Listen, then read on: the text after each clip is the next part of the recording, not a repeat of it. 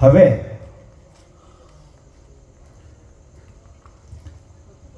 નારદજી પૂછે છે કે રુદ્ર પ્રકટ થયા પછી ક્યાં ગયા? બ્રહ્માજી કહે છે કે કૈલાશ પર ગયા.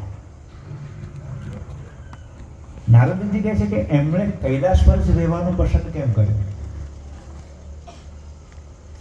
તો બ્રહ્માજી કહે છે કે એમણે કુબેરને વચન આપ્યું હતું કે હું મિત્ર ભાવે તમારી સાથે રહીશ. નારદજી ઈચ્છા કરે છે કે મને કુબેરના જીવન વૃત્તાંત જણાવો, એનું ઇતિહાસ મને કહો. બ્રહ્માજી કહે છે કે કાંપોલ્ય નામના નગરમાં યજ્ઞદત્ત દીક્ષિત નામના બ્રાહ્મણ હતા.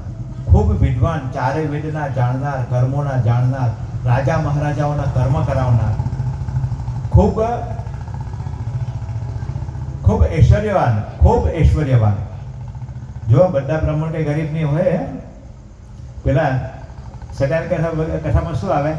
એક ગરીબ બ્રાહ્મણ. બધા જ બ્રાહ્મણ કઈ ગરીબ થોડા હોય.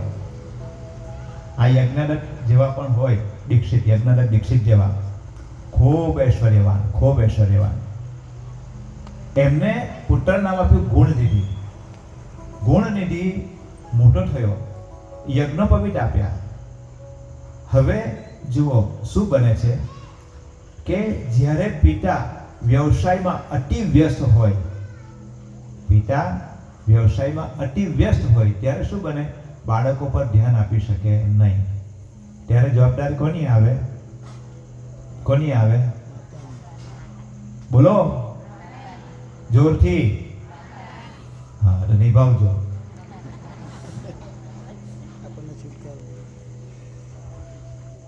હા, જો ચરિત્રમાં બાળકોમાં ક્યાંય પણ ખામી દેખાય ને, પહેલો વાંક માતાનો જ આવે.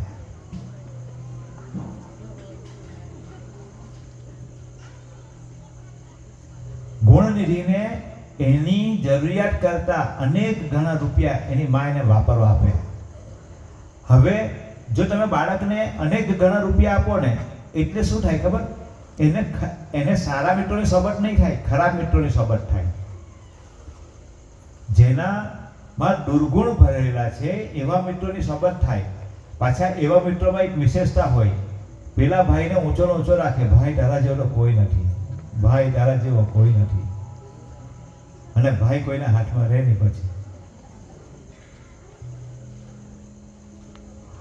આ ગુણનિધિ માં દુર્ગુણનો પ્રવેશ થઈ ગયો. માએ જોયું કે મારો દીકરો અનેક દુર્ગુણ વાળો થયો છે, એના પિતાને ખબર પડશે ને તો મારે જીવવું અઘરું થઈ જશે. એટલે એણે વિચાર કર્યો. માં શું વિચાર કરે ખબર છે? દીકરો મોટો થઈ જાય પછી એ બહાર બીજીને નાખી દે. પેલી 20 નખવાળી આવે ને તે સંભાળે. એને કે પરણાવી દો આને, એટલે સુધરી જાય એવું માને. એટલે એના પિતાને કહી અને ગુણનિધિને પરણાવી દીધો. તો પણ ગુણનિધિમાં કોઈ ફેર પડ્યો નહીં. ગુણનિધિમાં ફરક નહીં પડ્યો. એ દુર્ગુણ વાળો રહ્યો. જુગાર રમે, ઘરમાંથી ચોરી કરે.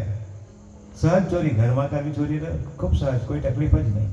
માં કંઈ કહે નહીં, પત્ની કંઈ બોલે નહીં, ઘરમાંથી ચોરી કરે. હવે એક દિવસ એવું બન્યું કે યજ્ઞદત્તજી કંઈક વિશેષ કામથી ઘરે આવ્યા અને પછી એમને યજ્ઞ કર્મ માટે જેવું રહ્યું. સ્નાન કર્યું હોય પોતાની કિંમતી વીંટી પત્નીને આપી કે આ મુદ્રિકા સાચવજો. પત્નીએ ક્યાંક મૂકી દીધી. અને મહારાજ તો ઉતાવળમાં હતા. સ્નાન કરીને કપડાં વસ્ત્ર બદલી નીકળી ગયા. વીંટી ત્યાં રહી ગઈ અને એ વીંટી ગુણનિધિના હાથમાં ચડી ગઈ. ગુણનિધિ એ વીંટીને પોતાના મિત્રોના સાથે જુગાર રમ્યો અને હારી ગયો.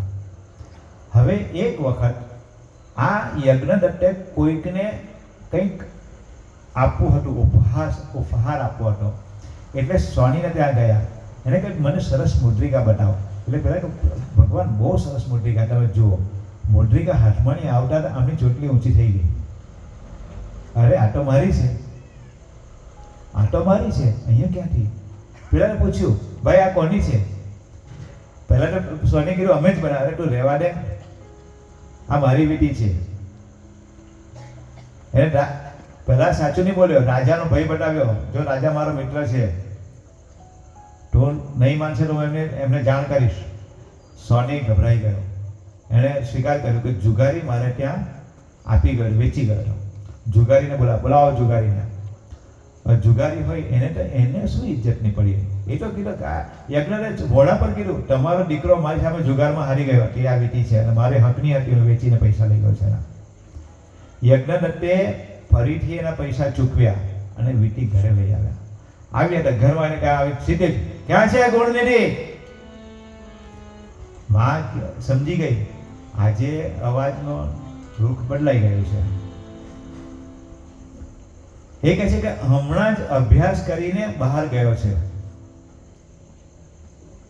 હમણાં જ અભ્યાસ કરીને બહાર ગયો છે.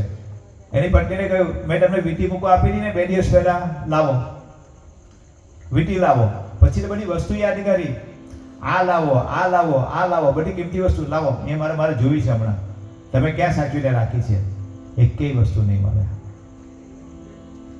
હવે ત્યાં રાજ્યમાંથી તેડું આવ્યું કે આપને રાજા યાદ કરે છે.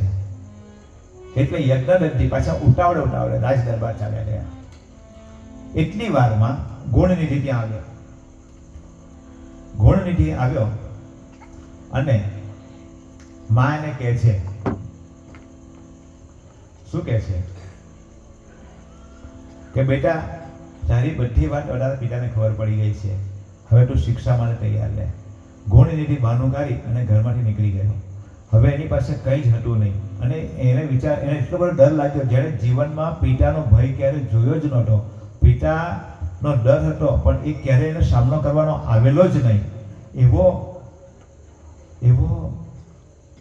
ગુણનિધિ પોતાના ઘરમાંથી નીકળી ગયો.